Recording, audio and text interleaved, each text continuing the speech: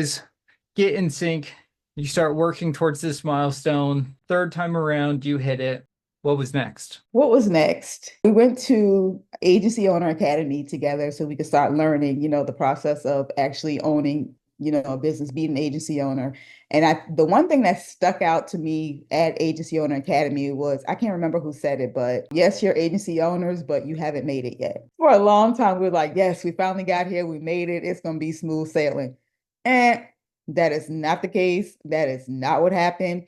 Because I think the first 2 or 3 months, we went backwards in production. Then it's like the agency fell apart. We lost agents. It was, oh my gosh, we have to start all over again. That was the one thing that I always remember is like, once you hit agency ownership, you have not made it yet. You still have more work to do. It's going to get harder from here, not easier. Yeah, same problems, just on a different level. Exactly. Exactly. Now you have more people that you have to deal with, take care of, make sure it's good on top of still making your production. What kept you guys going? You hit this mile marker, and then next 2 months, immediately things start backtracking. What was the thing that gave you guys traction at that moment? On that journey, I started dealing with death claims. My first death claim was my first cousin, my little cousin. I was able to have a complete visual front row seat of insurance, right? Not just as a seller, not just as a producer, but now watching how my aunt was able to pick up the pieces after the fact. Mhm. And then that was the glue outside the business, but just being in it. And then my clients just became therapy because insurance is not selling, it's sharing. Whoever can share the emotional and share your passion for it, you just start to pick up friends all over the place. You're sharing, you're talking, and you're getting paid, right? And you can do it anywhere, right? Because now at this time, this is starting post-COVID. Our entire company went remote, went virtual, and now fear has kicked in because the world is shutting down. People are going crazy, losing jobs, companies closing. Our company pivoted and we earned more money the year of 2020, COVID year, than ever before. And I put in way more work because I couldn't leave the home, right? I couldn't leave home. And we put in more work and put in and earned more than ever before because it was scary. You were running fear. Like, when are they going to shut off the power? And it was one interesting when Bridget's dad was here. And I remember her asking, she was like, babe, my dad just asked me something crazy. Like, I think he asked you, are we paying our mortgage? Yeah. Yeah. And I was like, that's a weird question to ask somebody. But then I realized it was because everyone on the news was talking about how everyone's not paying their mortgage. And I'm like, that's not our reality. And when I saw that we made it through a pandemic and came out, we weren't in stock, so we didn't put shorts and puts on anything, but we just worked in an industry that God blessed us to be. That was the time where I can see, like, I felt that, or maybe it was in my mind that Bridget was like, thank you for not listening to me, like at that time, because the car lot was sending people home. Everyone was trying to see unemployment or what was stimulus. And we're just, sitting back and don't have any employees, right, in business, helping people. Of course, obviously there's death around us. So they're sending in inquiries about how to protect themselves. Mortality is now a conversation because of what's going on, you know, Mhm. and we're already somewhat established insurance producers. Once I saw that, I was so bought into just being recession proof, because what else are we going to do that I can take my son to school every morning and she can pick. Oh, remember they were home. They Oh were yeah. No, homeschooled that was during that hard. time. Yeah, we had to homeschool them for a whole year. So all Yes. of that was taking place while I was trying to run an insurance business. So Yeah. you're right. I was actually grateful that you did not listen to me about this. You're right. I I am. told you so, Forrest. It took a whole pandemic to, I told you so. Took a couple years, but hey, you A crossed the couple finish years, line. a few pandemic, couple stimulus checks for I told you so, that's all it took. It is the path of ownership for business, insurance agency, it is a rocky and bumpy ride. I genuinely think that most people who are able to cross that finish line and really get things going and get things moving for themselves are the ones that are able to have their spouse be on the same page. May or maybe not even be really in the business, but someone who is there saying, are you doing these things? Are you clocking in each day? Are you putting in X amount of work every day? So that on the flip side, we can be happy. We can have that celebration when things are not going great for the rest of the world. You know that, hey, my bubble, my people, we're good. We're set. Bridget, what would you say to spouses that are on the fence, or maybe even not even on the fence, looking at the fence going, no way, I'm not getting over that thing? I mean, everyone's situation is different. I would say, just bet on yourself, bet on your spouse. You're never going to know what's going to happen unless you try it out. Me, I have never been the one to be risky. He's always the risk taker, but I'm glad he took the risk because we wouldn't be where we are if he didn't. But just bet on yourself, take a chance because you never know what could happen. It can be something great. And Javon, I'm going to ask you kind of the flip side of that question, which is at what point would you have looked at yourself in the mirror and said, you know what? Now is not the time to take this risk. I would have taken the risk, but I would have done a better job of not making it Bridget versus me. I would have done a better job of softening it and understanding what her fears were, because I took her fears personal. I took it that it was personal. Like, I've been the breadwinner our entire relationship. When she ended up having to get the job when I was doing real estate and not barely, I took such offense to it that I was like, well, you want to do it? You go do this then. All right, I'm going to show you how hard it is to raise a family of four. And you want to go get a job? Okay, I'm going to just sell my couple houses. Here goes the lump sum, right? Because that's what I was doing. I was like, here goes 6 grand. Here you go. I'll go to the bank, get the cash. Here you go. And watch her. And it was just, and then when I saw symmetry, I was like, well, I'm going to do this. And she kicked back, like, and I'm like, not understanding that my wife's like, she 100% is financial stability is number one. It doesn't have to be high. It just need to know what's going on. And I'm the opposite.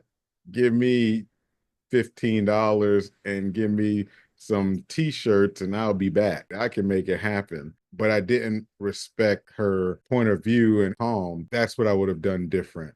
I would put her perspective into place, and the way I would have calmed her with it was by following what the system tells us to do up front, not trying to do it my way. So I kind of ruined it by trying to do it my way to make it more comfortable, when the first few years when we started, it was not going to be comfortable because we're doing something completely different. And hopefully the person that's listening like recognizes, like, it's going to be uncomfortable. If you don't know why you're doing this, if it's just for a few dollars, try something else for a few dollars. This is definitely for those that want the freedom, not to go into what we have, but we haven't missed a vacation. We see a concert, it's like, oh, let's go see. We're buddies, comedy shows. And like, it took so long of that delayed gratification. I had to give up, I had to repossess vehicles, repossess toys, my slingshot, going for the business, betting on the business. And the one thing that I can say, I'll do it all over again, but I had a great mentor that would constantly tell me, it's delayed gratification. Whatever you want today, you're going to sacrifice for it, but it's going to be worth it. And I just kept trusting a complete stranger that because he had what I wanted, his wife had what I wanted. They lived the lifestyle, nothing extravagant, but it was free. It was time free. Now someone tells me they're on a lunch break and I'm so lost. Like, a lunch break? What in the world is, we go to breakfast 2 times a week. We go to lunch whenever, like, we work from home. Our kid, like, it's totally freeing because we put the work in. We have staff.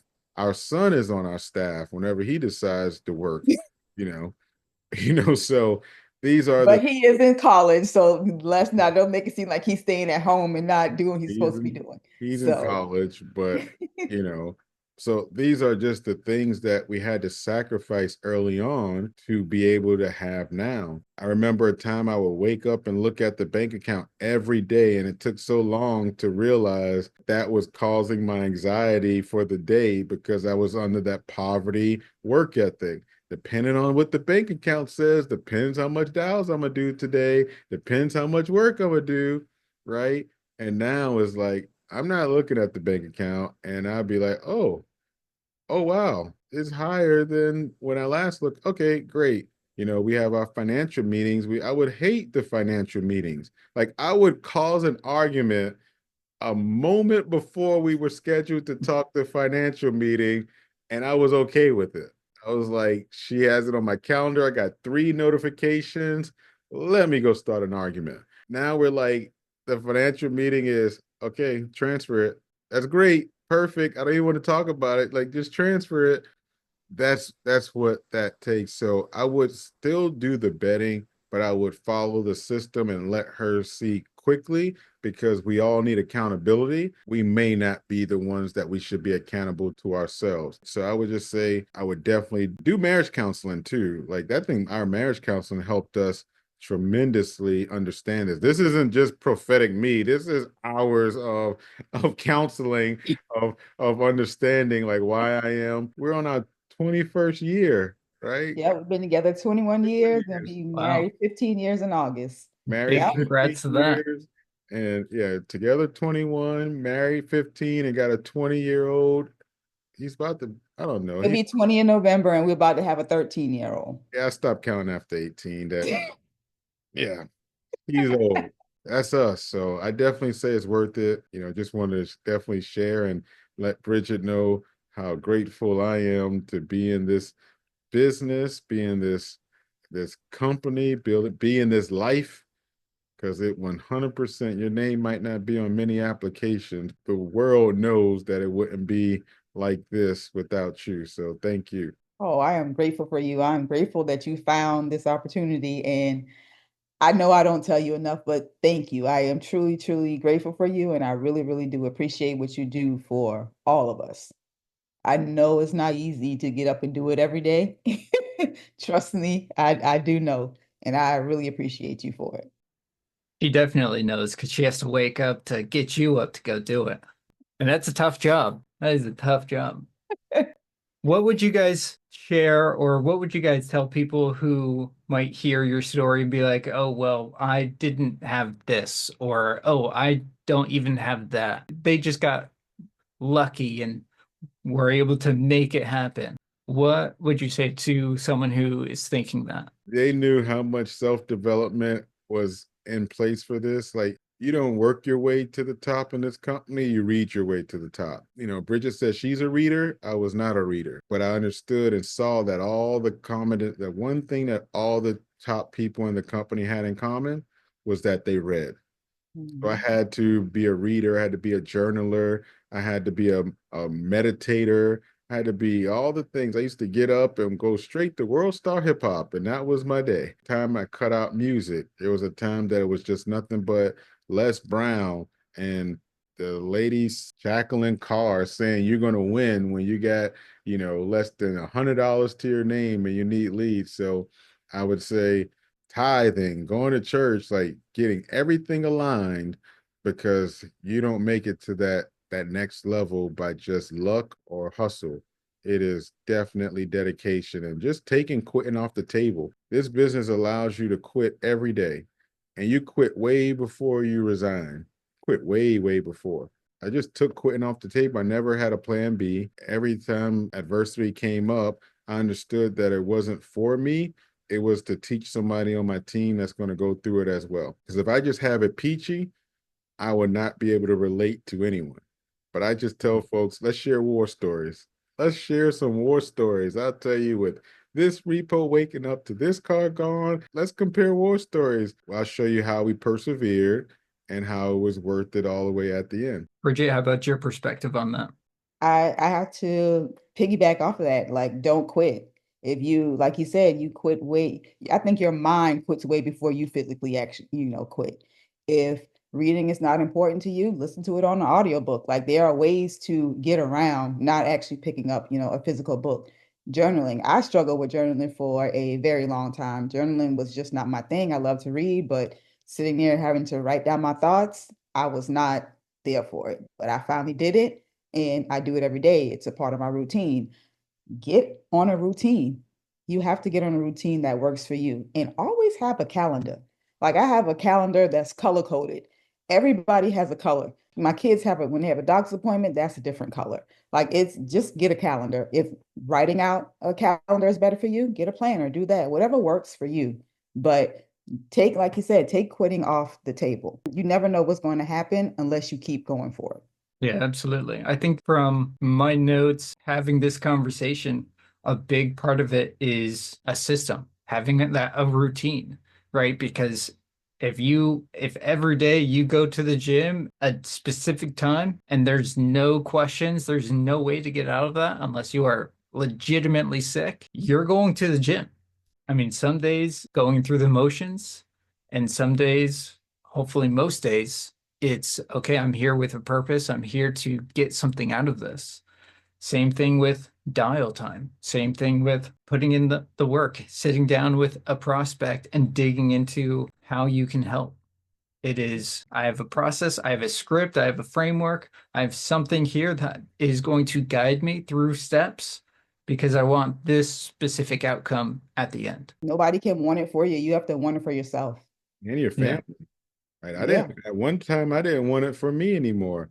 I had to do it for Bridget. I had to do it for Darion. I had to do it for Brendan. This was one of the toughest things I ever had to do. And it was all becoming a better person. Yeah. I think that's the biggest reward out of this journey. At the other side, everything came crashing down. I still feel comfortable being able to look at myself and be like, I've made some incredible progress as a person. Yeah, she tells me that all the time. Like, why are you not upset? It's not gonna matter in 5 years. Like, control that, you know. Absolutely. To wrap this conversation up, now, so bringing it to present day, what are you guys working on now that is the next thing? What are you guys working on right now for the agency? What's the next goal? Whereas I used to have a promotional goal, and now I just am so into it, so committed to the industry. Like I just know I'm going to be here, and I just want to find more people that are in similar situations as us that really are excuse eliminators and want to build something for their family. I don't have a number of people I want to find for that because when I put a number to it, I just backwards engineer into that number. Like I just know that I'm going to be here. I'm looking for others like us, like-minded, all walks of life, and just want to like this thing was in the corner tucked under scam likely. And I just want to be the poster family of when you give it a shot and you really follow the system, what does that look like? Right. Mhm. So I just want to find more leaders, more people that want to build a legacy. Like if it takes me to 50, 60, 70, like if I know like it's rinse and repeat, we're finding people that want to build a legacy. That's all. How can people reach out and get in touch with you guys if they want to build something like this for themselves? We're on literally every platform. You can make it to www.spencerfg as in financial group, Spencer F as in Frank, G as in golf.com. Click on careers. I still write business, so you can hop on my calendar for sales if you need some insurance. You can hop on my calendar for an interview. We have an interview process as well. But we're just looking for legacy builders, people that want that time, money, freedom, and it comes from building a legacy, building a business that's prepared to put that work in up front to reap the rewards and have their family proud of them. Fantastic. We had mentioned this on a different call, and I'm going to sneak it in here, but can you tell us a little bit more about Andre AI? Andre AI is our recruiter. He will be, your first interaction before you speak with us, just to give you an overview of the process and see if it's a fit for you, if it's something that you want to do, if this is a journey that you want to, embark on. Yeah, and Andre is tough. Andre was shutting people down. I'm like, you're not a fit. We said it is set and forget. So think well, speak well, share your truth, but it's not about who we like. It's about sorting who's going to put the work in. So I love that. It is, I mean, that's a couple things come to my mind with that because on one hand, it's like, wait, the AI is turning people away, like, oh, maybe this isn't for me. But on the flip side, I'm like, but that's perfect because I mean, there is risk. And if I'm genuinely not a fit, I know that a system's going to be like, no, we don't think you're a fit at this time, instead of a person saying, yeah, let's just get you in here, let's get you going, doing these things. I mean, that's a great safety net. And you don't even have to talk to a person. You can talk to the AI who's going to be non-judgmental. Well, thank you guys very much for letting me have this conversation with you. And I think that there's going to be a lot of people who watch this conversation, who listen to your guys' advice and are able to have that conversation with their spouse and actually come together with this opportunity to build something incredible for themselves and for their own families. So thank you guys very much for letting me have this conversation with you. oh, thank you. Thank you Thank for taking you. the time.